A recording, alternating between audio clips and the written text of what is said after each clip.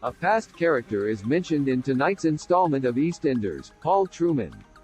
It's been a while since Paul was mentioned, so we've got you covered on everything you need to know about this past Walford resident. Who was Paul Trueman? Paul Trueman, played by Gary Beadle, was the son of Patrick Trueman. Paul appeared in the show from 2001 to 2004 and was involved in a number of huge storylines during his time in Walford.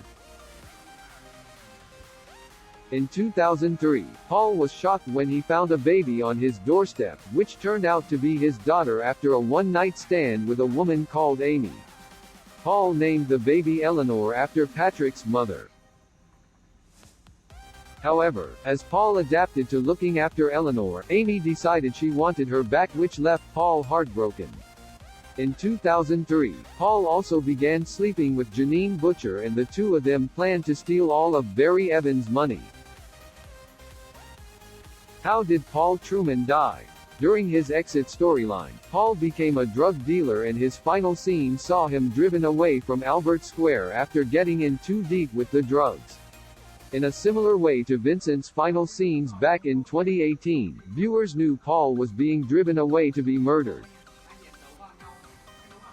Paul asked the hitman pretending to be a taxi driver to make it quick, and a month later, Patrick attempted to get in contact with his son but discovered he had been killed and was asked to identify his body. Why is Paul Trueman mentioned tonight? After discovering the news that Kush has died, Patrick and Denise are having a conversation, and Isaac overhears them when Patrick likens Kush's age to Paul's. Isaac becomes intrigued by a mention of his brother and asks Kim for more information. Kim is initially hesitant, but eventually tells Isaac that Paul was murdered.